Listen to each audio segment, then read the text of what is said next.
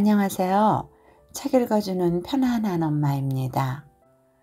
오늘은 우혜령님의 단편소설 아직도 사랑하는가를 읽어드리겠습니다.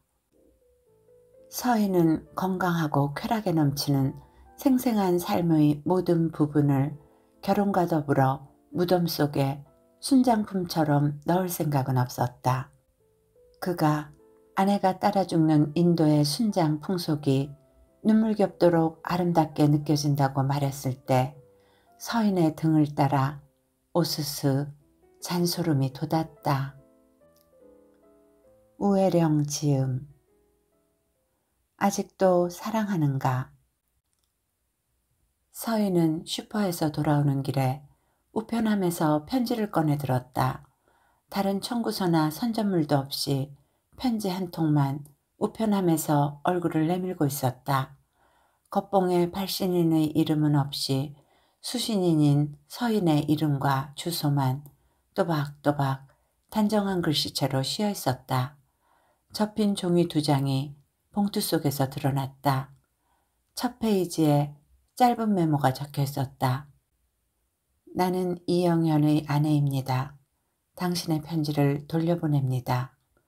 그리고 서인이 그에게 처음으로 보냈던 편지가 동봉되어 있었다. 내 생에 당신을 처음 만나던 순간처럼 충격을 느꼈던 적은 없습니다. 나는 감히 고백합니다. 당신이 내 첫 번째 남자이고 마지막 남자가 될 것이라는 것을. 온 세상이 하얗게 변하는 것 같은 충격 때문에 한동안 서인은 움직일 수도 없었다. 서인은 편지를 든 채 무너져 내리듯 소파에 주저앉았다. 이제 곧 남편이 돌아올 시간이었다. 정신을 차려야 한다. 생각은 나중에 해도 된다. 서인은 가만히 자신에게 속삭였다. 그녀는 기계적으로 일어나 쌀을 씻고 찌개 냄비를 불에 올려놓은 후 구우려고 사온 갈치를 씻었다. 아무런 내색 없이 서인은 저녁을 차리고 남편과 아이들과 이야기를 나누었다. 식구들이 잠든 후 서인은 혼자 거실에 나와 불을 켜지 않은 채 앉아 있었다. 얼마 전 영현이 돌연 전화를 해 만나자고 했을 때 서인은 가슴이 내려앉는 것만 같았다. 한 달 후 그의 사망 기사를 신문에서 발견했을 때 머릿속이 비어나가는 것 같은 경악 속에서 그와 마지막 만났던 장면들이 한꺼번에 스치고 지나갔다.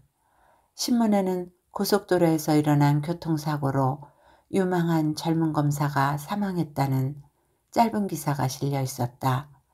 겉으로 평정을 보였던 것과는 달리 서인의 온몸은 깊은 병을 앓고 난 것처럼 가라앉았다. 그 후 한동안 부엌에서 물을 틀고 있을 때나 의자에 앉아 있을 때 그가 바로 뒤에 서 있어 손을 내밀 것만 같은 착각에 흠칫 몸을 떨기도 했다. 서인은 평온한 삶 속에서 살고 있었다. 이해심 많고 유능한 사업가 남편과 잘 자라나고 있는 아들과 딸을 돌보며 밭을 일구듯 키워온 가정이었다. 가슴속으로 밀어넣은 그의 기억과 흔적들은 이미 인생에서 증발해버렸다고 믿고 싶었다. 마음 깊이 가두어 놓은 지나간 이야기 위에 불길한 검은새처럼 이 편지가 날아왔다. 그렇지만 그가 잊지 못하는 건 서인이 너뿐이야. 가끔 귓가에 맹독을 부어넣듯 두 사람을 함께 알고 있던 이들이 소식을 전해오고는 했었다. 서인은 그런 소식을 전하는 사람에게 다시 연락하지 않았다. 지금의 평온을 찾는데 10년의 세월이 걸렸다. 그 격렬했던 불꽃의 불티가 안정된 생활에 날아들게 하고 싶지는 않았다. 무슨 의도일까? 기분이 나쁘지만 남편의 유품을 정리하는 의미로 보낸 거라면 어째서 모든 편지들을 다 되돌려 보내지 않고 한 통만 보냈을까? 서인은 불을 켜고 편지를 다시 읽어보았다. 당신이 내 첫 번째 남자이고 마지막 남자가 될 것이라는 것을. 서희는 편지를 옷장 제일 아래 서랍 옷갈피 속에 넣었다. 사랑했던 남자가 죽었다고 해서 인생의 길을 바꿔야 할 이유는 없었다. 두 사람이 가는 길은 수학적으로 결코 만나지 못하는 두 선이라는 평행선에 가까웠다. 그를 마지막으로 만나기 전까지 하루하루는 그런대로 평안하게 흘러갔다. 무엇을 더 바라겠는가? 서희는 중세기 성주처럼 성을 높다랗게 지은 후 성 밖의 해자에 물을 대고 성문에 달린 커다란 나무문을 들어올려 버린 것이다. 성은 튼튼하고 견고했다. 그의 마지막 소식은 이상한 방식으로 서인에게 다가왔다. 어두운 하늘을 배경으로 비가 퍼붓듯 쏟아져 아무 일도 손에 안 잡히고 불안하게 서성거려지기만 하던 날이었다. 오는 길에 아주 끔찍한 교통사고가 났던데. 남편이 밤늦게 퇴근하는 길에 말해주었다. 그의 옷을 받아 걸며 서희는 왠지 찬바람이 온몸을 스치고 지나가는 것 같은 섬뜩한 느낌이 들어 물었다. 사람이 다쳤어요? 그런 것 같아. 차가 부서진 걸 보니까 살아남기 어려웠을 것 같던데. 밤새 할 수 없이 뒤숭숭한 악몽에 시달리던 서희는 남편이 출근하고 난 후 조간신문에서 이영현의 사망 소식을 읽었다. 남편이 말하던 그 장소, 그 차였다. 그 겹겹이 구겨진 차 속에 그가 앉아 있었던 것이다. 한때 그렇게 갈증을 지니고 다가가려고 했던 그의 반듯한 이마, 그의 손가락들과 강렬한 눈빛, 포옹, 등 뒤로 돌아오던 그의 단단한 팔, 부드러운 입맞춤의 감촉, 모든 기억의 흔적들을 부서진 몸속에 접어넣고 그는 서인의 곁에서 사라져버린 것이다. 영혼이 몸 안에서 빠져나가 버리는 것만 같은 느낌 속에서 서인은 한동안 지냈다. 어떤 형태로든지 그와 다시 맺어지리라는 환상을 자신도 모르게 지니고 있었음을 깨닫는 순간 그녀는 몸을 떨었다. 서희는 이런 혼돈에서 회복될 수 있으리라고 자신에게 하루에도 몇 번씩 말을 걸었다. 이 성을 쌓는데 10년이나 걸렸다는 사실을 잊지 마. 이 성이 무너지면 너는 살아남지 못해. 네가 사랑하는 사람은 그가 아니야. 남편과 아이들이야. 그런데 오늘 그의 아내의 편지가 날아왔다. 그 여자는 내게 무슨 닷줄을 걸고 싶은 것일까? 주소도 알리지 않고 연락처도 없이. 서희는 몸을 꼿꼿이 세워 앉았다. 남편에게 내 과거를 폭로하기 위해서인가? 그렇다면 이 편지를 남편에게 보내는 것이 더 빠를 터였다. 그리고 아무 소용도 없는 짓이었다. 남편은 영현의 이야기를 알고 있었다. 서인이 사귀던 남자가 있었다고 이야기했을 때 그는 씩 웃으며 말했다. 괜찮아. 내가 좀 늦게 나타나서 그렇게 된 것뿐이니까. 남편이 이 편지를 받아본들 놀라지는 않을 거라고 서인은 애써 믿고 싶었다. 다음 날 아침 남편이 출근한 후 서인은 전화를 받았다. 상상하지 못했던 사람, 일본에 살고 있는 히데코의 남편 마스히로였다. 동경의대에 근무하는 아버지를 따라 중학교 때까지 일본에서 학교를 다닌 서희는 일본어를 거의 모국어만큼 구사할 수 있었다. 며칠 전에 왔는데 일이 다 마무리되지 못해서 오늘 밤 한 사람을 더 만나야 합니다. 그래서 내일 귀국하게 되었는데 낮 시간이 비어서요. 혹시 하루 시간을 내서 서울을 안내해 주실 수 있을까 해서요. 컴퓨터 관계 사업을 하느라고 지구를 떠돌고 있는 그가 한국에 들르는 것은 드문 일이었다. 오셨으면 진작 전화를 하시지 그랬어요. 반가움과 단혹스러움이 섞인 서인의 말에 그는 웃기만 했다. 히데코 상은 잘 있으세요? 심상한 안부였는데 그는 잠시 침묵했다. 그렇지 않아도 가라앉은 어조였다. 그 이야기도 좀 나누고 싶었고요. 히데코상 어디 아프세요?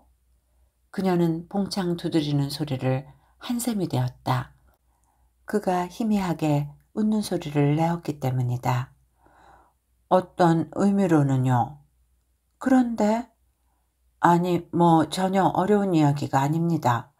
마침 아내 이야기를 물으시니까 그것보다도 서울이라는 데를 여기저기 가보고 싶군요. 호텔에서 안내하는 시내 관광은 가고 싶지 않아서요. 혹 어려우시면 그냥 두십시오. 서희는 황급히 그렇지는 않다고 했다. 그가 묵고 있는 호텔은 멀지 않은 곳이었다. 2시간 후 만날 약속을 하고 그녀는 서둘러 나갈 채비를 차렸다. 어머니가 알면 뭐라고 할지 몰랐다. 그 남자가 너한테? 아니 왜? 아마 이것이 첫 번째 질문일 터였다. 뭐라고 대답을 해도 어머니의 대답은 단호할 것이었다. 안 된다. 무슨 이유를 대서든지 만나지 말아라. 일본에서 있었던 아버지 장례식 때 히데코와 마스히로가 굳은 일들을 많이 맡아주었다. 어머니는 특유의 사교성으로 상황을 능숙하게 처리했다.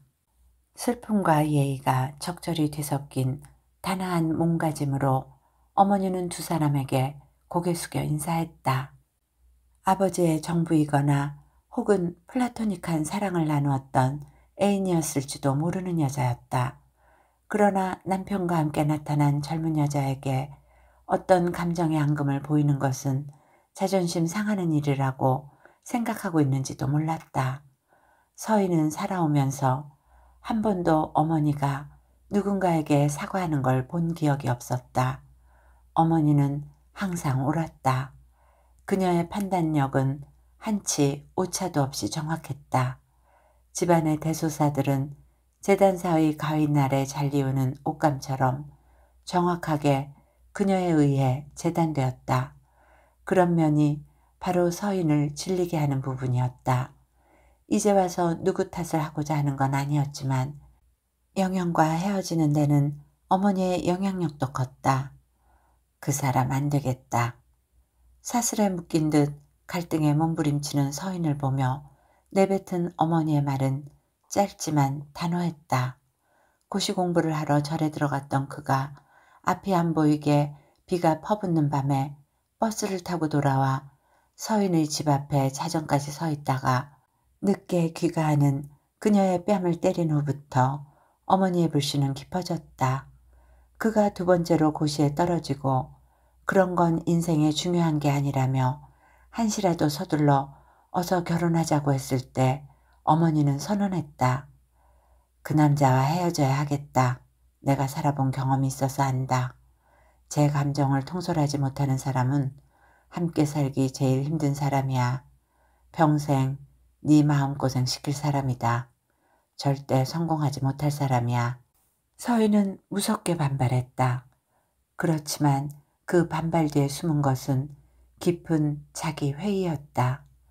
그가 사랑이라고 부르는 이름 아래 자기를 조여오는 간섭과 집념 때문에 목이 조여오는 것 같았다.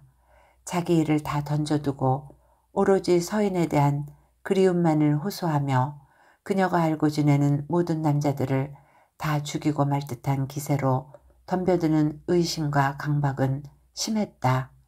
남녀공학이라 같은 대학에서 그를 만난 서희는 포획한 사냥감을 자기 동굴에 가두려고 드는 듯 조급해하는 그의 태도를 이해하기 어려웠다. 도대체 왜 그래? 내가 다른 남자들을 이성으로 좋아하는 것도 아니잖아? 그렇게 해가지고 어떻게 사회생활을 해?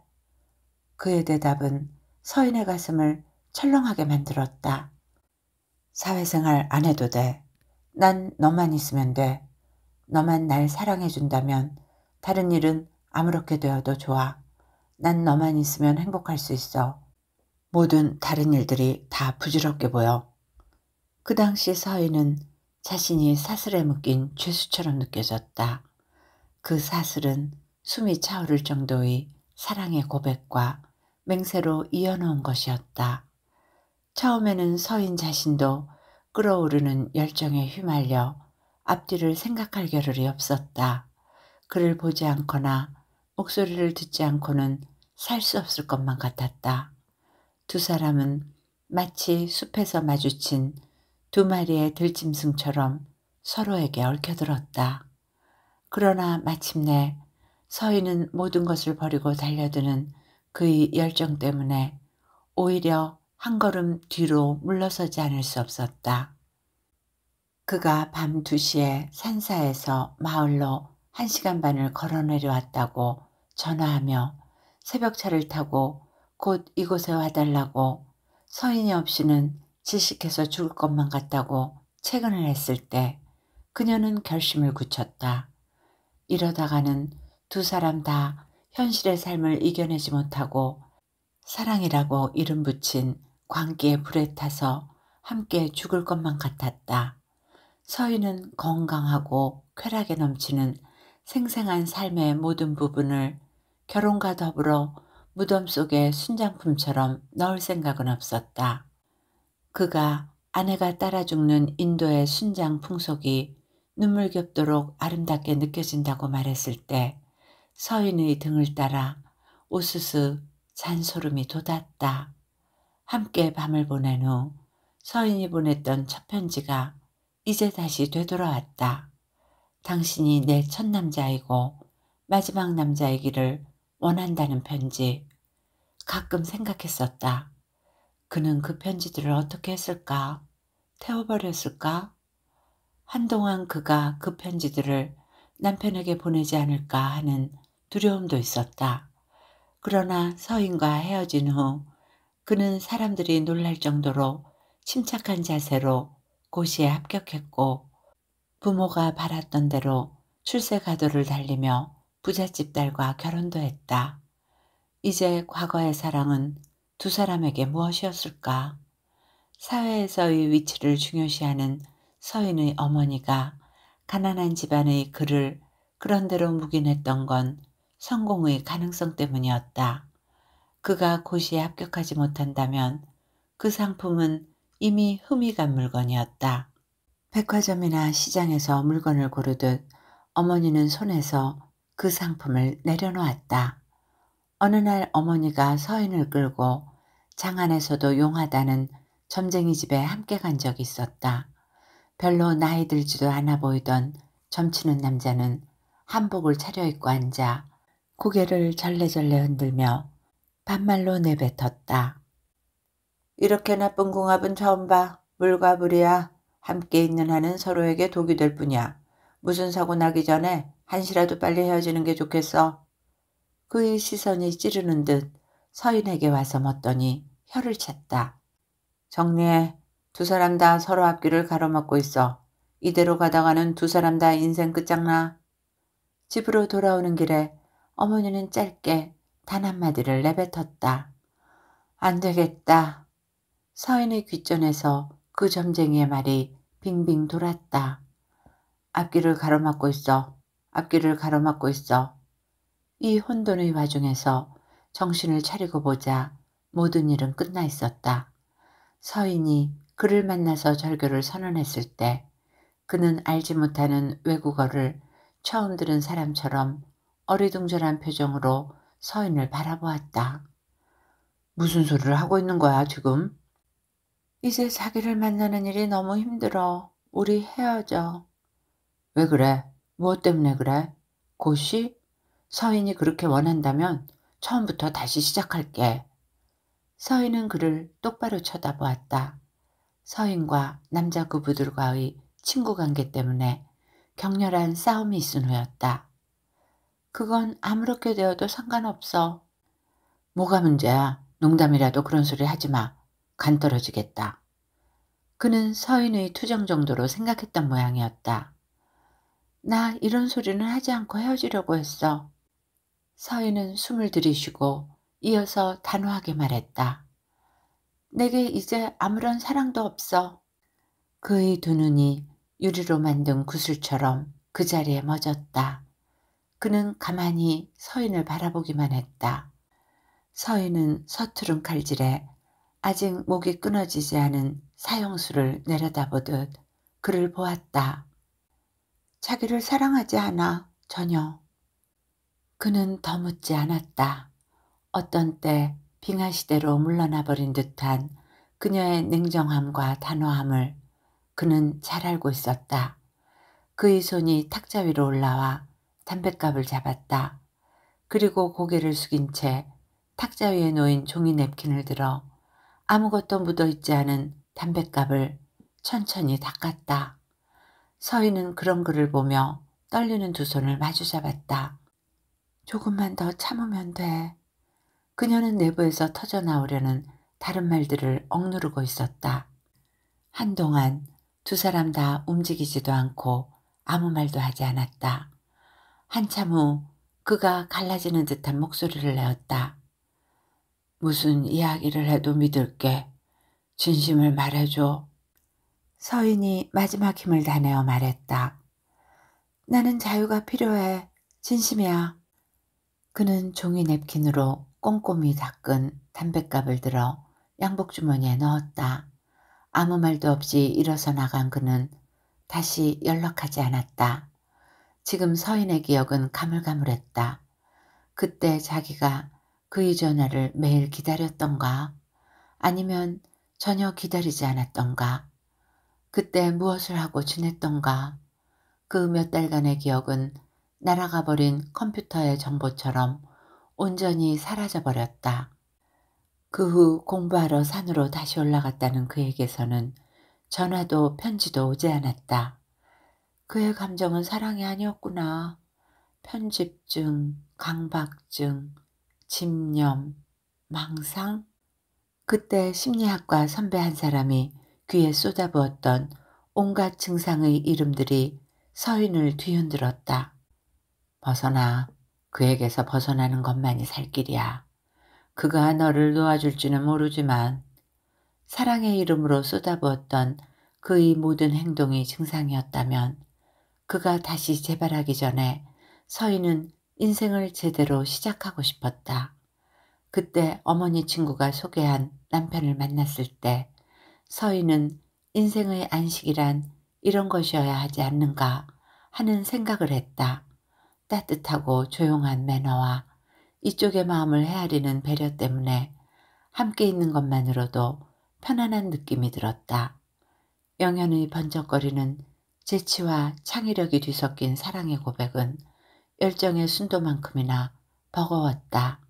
만날 때마다 질투로 몸을 떨던 그의 앞뒤 안 맞는 질문들. 누구야? 그게 누구냐고. 나 들어오기 전에 여기 앉아서 같이 이야기를 나누던 그 사람이 대체 누구냐고. 내게는 너뿐이야. 집에 들어가지 마. 나하고 오늘 밤 같이 있어줘. 세상 사람들의 말은 하나도 중요하지 않아. 그동안 영현이 사랑이라고 부르는 추적 앞에 서인의 몸과 마음은 다 지쳐 있었다.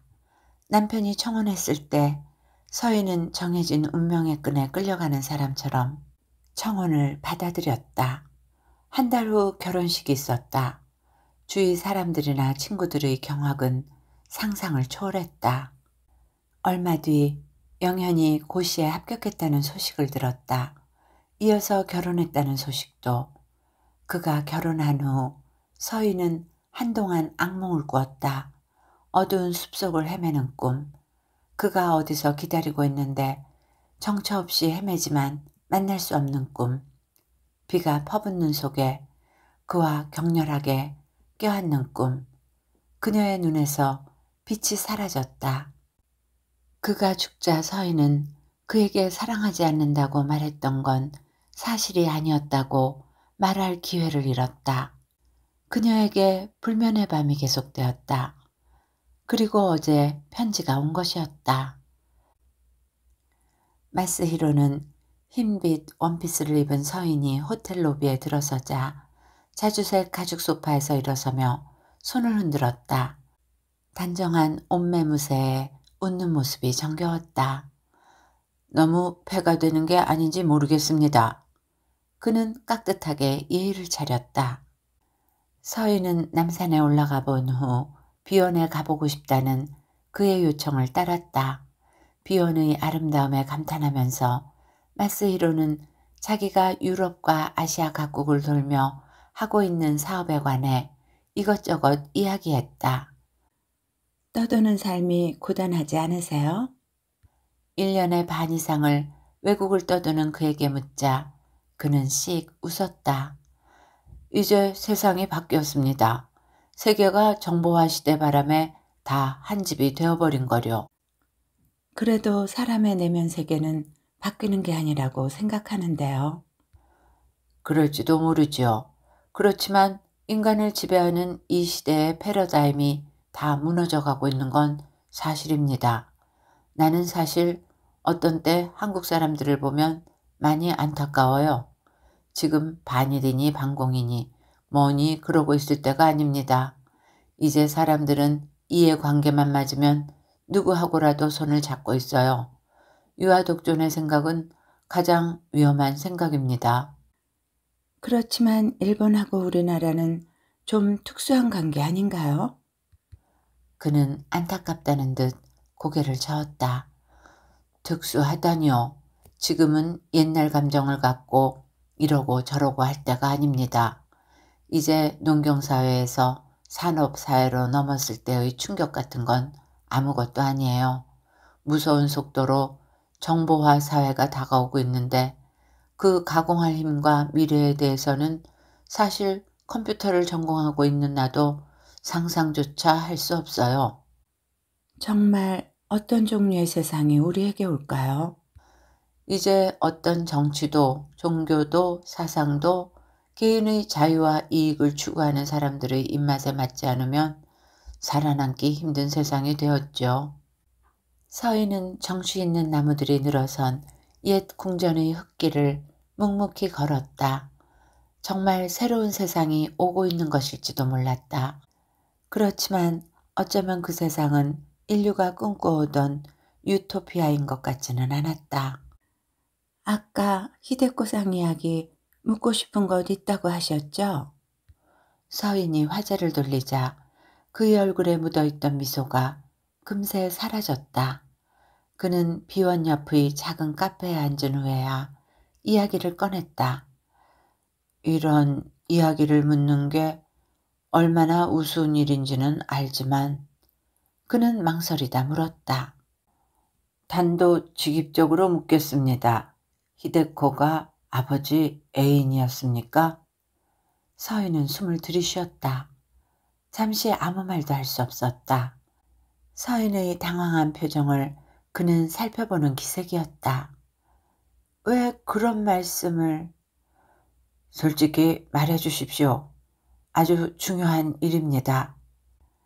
아버지와 어머니가 히데코 문제로 다투던 몇 가지 기억의 편린들이 튀어올랐다. 어떻게 제가 부모님의 사적인 일을 다 알겠어요? 머뭇거리는 서인의 말을 몰아붙이듯 그는 이어서 말했다. 그렇다면 단순한 정보였습니까? 서인은 찻잔을 들어올리던 손을 멈추었다. 너무 무례하신 질문 아니에요? 그의 얼굴에 어두운 기색이 스치고 지나갔다.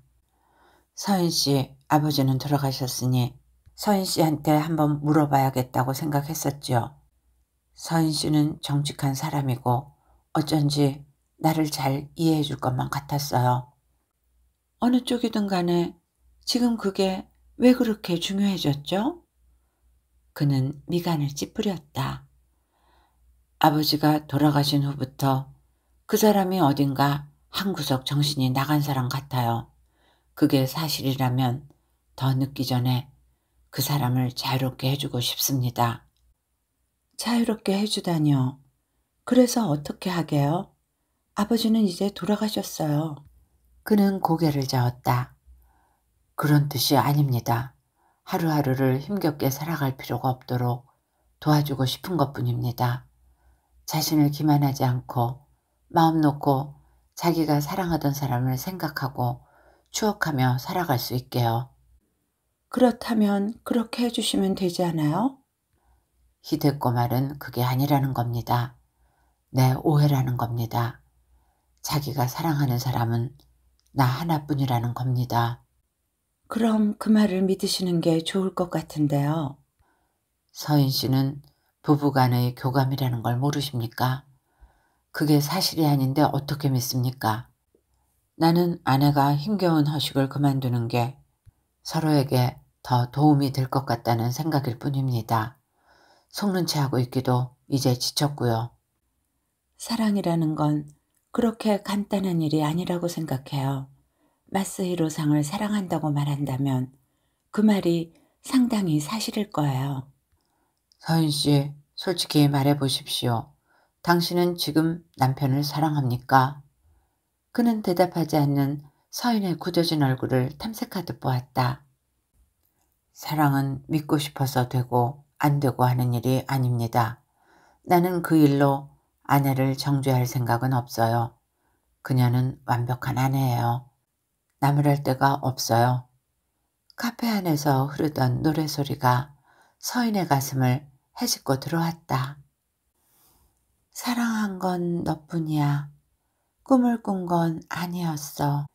마스히로가 허탈한 어조로 말했다. 이 나이에 아내에 관한 사랑 이야기를 하고 앉아있게 될 줄은 몰랐습니다.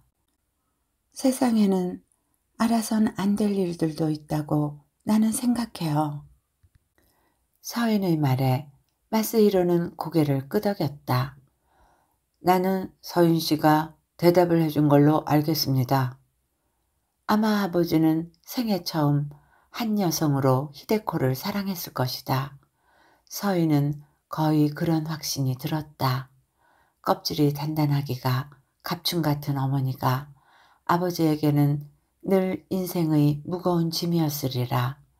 그저 솟아오르는 감동으로 가슴이 떨리고 어쩐지 삶을 껴안고 죽고 싶어지는 혼돈 속에서 다른 모든 것들의 의미가 다 사라져버리는, 그래서 산 것도 죽은 것도 아닌 것처럼 느껴지는 그 혼돈의 감정을 사랑이라고 부른다면 그 사람에게 기대어 쉬며 영혼의 안식을 얻고 싶은 것이 사랑이라고 해도 아버지는 어머니를 그런 의미로 사랑한 적도 없었다. 마스히로와 헤어져 늦은 오후에 집에 돌아온 서인은 앉아있기도 힘들 정도로 피곤했다. 마스히로의 갈등을 서인은 충분히 이해할 수 있었다.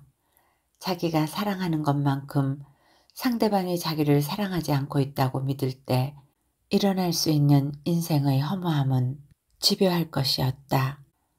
어쩌면 남편도 속으로만 사귀는 자신의 의문을 단지 묻지 않을 뿐인지도 몰랐다. 히데코와 아버지 사이가 심상치 않다고 눈치챈 어머니는 수완을 발휘해서 히데코를 마스히로와 결혼시키도록 공작을 한 셈이었다.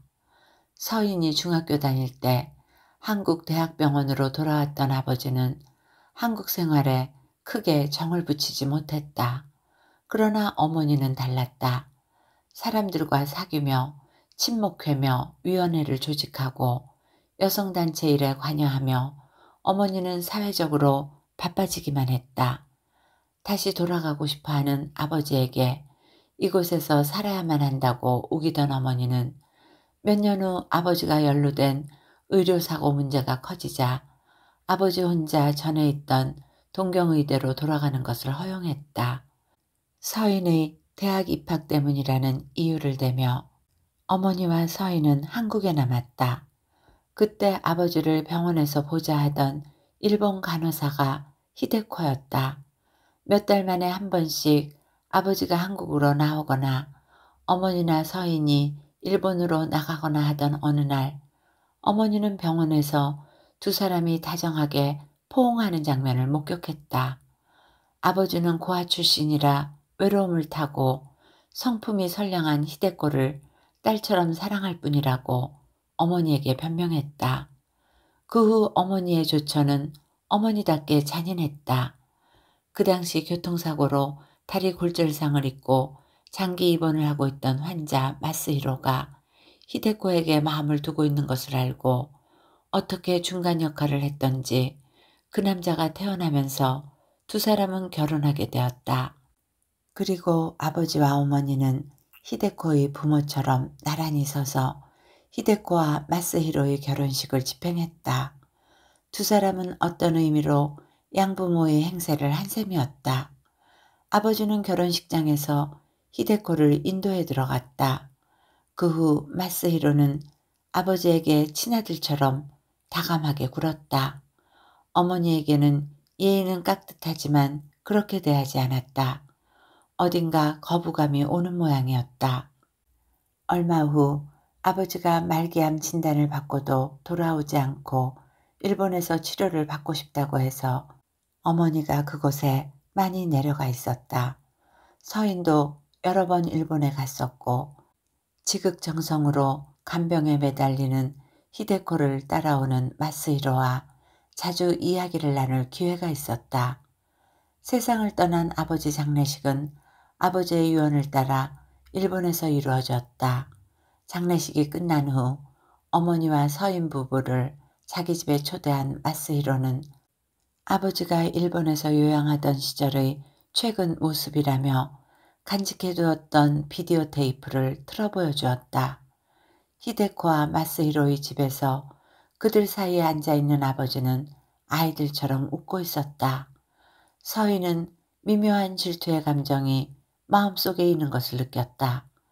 집안에서 한 번도 보여준 적이 없었던 지극히 행복한 표정과 히데코를 바라보던 아버지의 눈빛 속에 숨길 수 없이 담겨있던 사랑의 느낌 때문이었다. 아버지는 이미 죽을 시간을 알고 그곳에서 마지막 행복의 순간을 가식을 버리고 그대로 받아들였는지도 몰랐다. 영현도 죽음을 예감하고 있었던 것일까? 그를 만났을 때 들려주던 이야기가 마음속에 길을 내고 시냇물처럼 흘러내렸다. 얼마 전에 오하이오 어떤 공원에 가볼 기회가 있었어. 그 근처에서 학회가 있었거든. 거기서 가슴이 으스스해지는 풍경을 보았는데 잊혀지지를 않아. 새파란 하늘을 배경으로 아주 커다란 나무들이 죽어서 하얗게 변한 채로 서 있는 거야. 그 주위로 녹색 잎들이 자라나서 공원이 되었어. 서인이 떠난 후로 내가 꼭 죽어있는 그 나무들 중 하나인 것만 같았거든. 나를 보는 것만 같아 너무도 큰 충격을 느꼈어.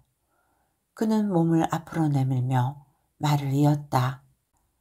거기서 살고 있다는 생물학자를 우연히 만나게 되어 내가 물었지. 그 나무들이 죽었는데도 어떻게 살아있는 나무처럼 서 있게 되었느냐고. 그랬더니 15,000년쯤 전에 빙하가 녹아내려 물이 빠지기 시작하면서 오대오가 생기고 이 일대에 늪지대가 형성되었다는 거야. 그러면서 차츰 여러 종류의 나무들이 자라나기 시작했대. 오랜 세월이 지난 후 큰 물이 들어서 다시 잠기게 되었을 때 상수리 나무들은 외피가 단단하고 뿌리가 깊어 쓰러지지 않고 죽은 채로 서 있게 되었다는 거야.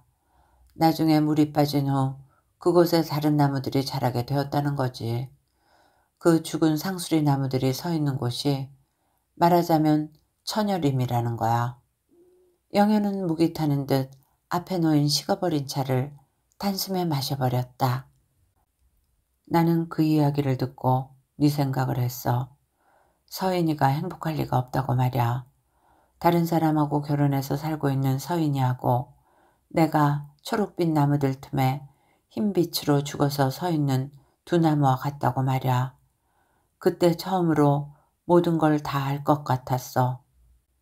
헤어질 때 그는 카페 입구에 서서 모든 모습 하나하나를 다 마음에 담아두려는 듯 간절한 눈빛으로 서인을 전송했다. 그리고 한 달 후 그가 죽었다는 소식을 들었다. 아버지, 어머니, 마스히로, 히데코, 그리고 남편, 서인이, 영현. 사랑의 원형 찾기라는 건 현실의 삶에서 얼마나 무력한 것일까. 푸른 하늘의 배경을 뚫고 흰 빛을 바라며 서 있는 죽은 나무.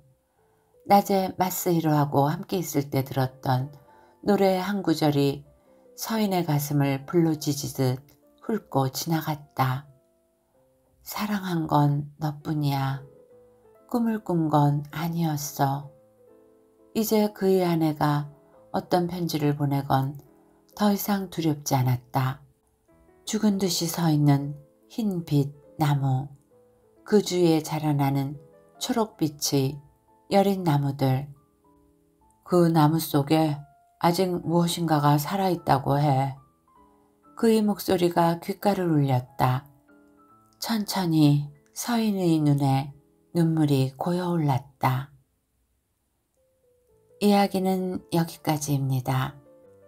그저 솟아오르는 감동으로 가슴이 떨리고 어쩐지 삶을 껴안고 죽고 싶어지는 혼돈 속에서 다른 모든 것들의 의미가 다 사라져버리는, 그래서 산 것도 죽은 것도 아닌 것처럼 느껴지는 그 혼돈의 감정을 사랑이라고 부른다면 변치 않고 영원히 갈 수 있는 사랑이 과연 존재할 수 있을까 생각해 봅니다.